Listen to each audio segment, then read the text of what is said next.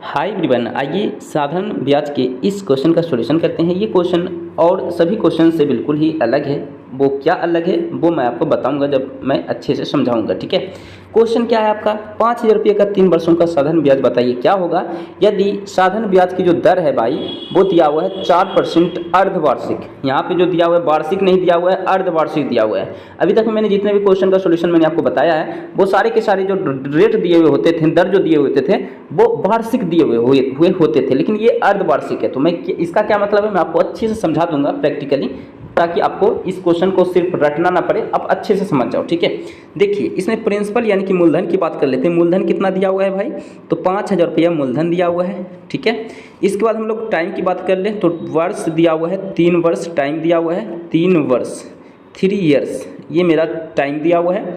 अब बात कर लेते हैं दर यानी कि रेट की, तो रेट दिया हुआ है 4%, 4% अर्धवार्षिक दिया हुआ है, ये वार्षिक नहीं दिया हुआ है। तो इसका क्या मतलब है, इसका ये मतलब है कि अगर आपने 5,000 रुपया ब्याज की दर पे किसी आदमी से लिया तो वो बोल रहा है भाई कि हम 4% अर्धवार्षिक लेंगे, अगर आप लेना चाहते हैं तो लो, तो आपको तो ज़रूरत है पैसा का तो आप तो लोगे ही। ठीक है, तो अब इसका क्या मतलब है अर्धवार्षिक, इसका मतलब ये है अगर वो 4% वार्षिक के हिसाब से देता है तो आप उसे साल में 4% की दर से जो है 4% की दर से जो है यानी कि 4% को हटाओ, यहाँ पर क्या हो जाएगा 4/100%। का मतलब क्या होता है, यानी कि 100 में 4 रुपया आपको देना होगा। लेकिन यहाँ पे अर्धवार्षिक है यानी कि आपको 6 महीना में ही देना होगा, 1 साल में नहीं।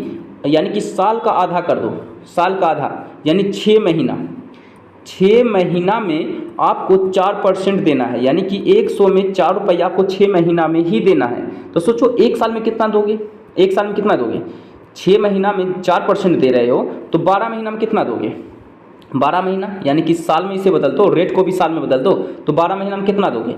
6 महीना में आप दे रहे हो 4% रेट, तो 12 महीना में कितना दोगे, 8% रेट दोगे। इसका तो यही मतलब है दुगना समय लगेगा, दुगना हो जाएगा रेट।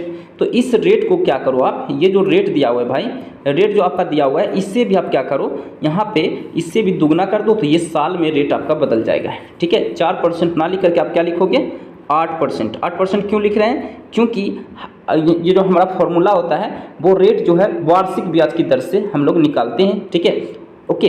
तो यहाँ देखिए ये भी वार्षिक हो गया, समय भी वार्षिक हो गया, दर भी वार्षिक हो गया, तो ये दोनों वार्षिक हो गया। तो इस तरह हम फॉर्मूला पे इसे हम बना सकते हैं। ठीक है, अगर एक रहता वार्षिक और एक रहता अर्धवार्षिक या फिर कुछ भी रहता तो हम इसे नहीं बना पाते। ठीक है, तो अब रेट और समय दोनों वार्षिक हो चुका है, इसका मतलब हम इसे फॉर्मूला पे हम इसका यूज कर सकते हैं। ठीक है, ओके। अब यहाँ पर देखिए फॉर्मूला क्या होता है जी, फॉर्मूला आप लोग जानते हैं, फॉर्मूला क्या होता है, SI बराबर प्रिंसिपल यानी कि P यानी मूलधन गुना रेट यानी कि R यानी दर गुना T यानी कि समय बटा 100। 100 क्यों आता है मैंने आपको बता दिया, ये जो रेट है ना, रेट ये परसेंट में होता है। ठीक है, अब परसेंट मतलब होता है 1/100, तो इसी R के साथ जो है परसेंट को ना लिख करके इसके नीचे 100 दे दिया जाता है। ठीक है, फॉर्मूला में इसी के नीचे 100 आता है, ऐसे नहीं कि हवा में एक आ गया। इस रेट को यहाँ ना लिख करके, एक मिनट, इस रेट को यहाँ ना लिख करके नीचे 100 दे दिया जाता है। ठीक है जी, अब यहाँ पे देखिए मूलधन कितना दिया हुआ है, यहाँ पे आप बैठाओ और यहाँ पे इसका सॉल्यूशन को आंसर आ जाएगा। 5,000 रुपया दिया हुआ है मूलधन यानी प्रिंसिपल, रेट दिया हुआ है 8% क्योंकि अर्धवार्षिक दिया हुआ था। ठीक है, अर्धवार्षिक दिया हुआ था तो इसे मैंने वार्षिक में बदल दिया, दुगना कर दिया।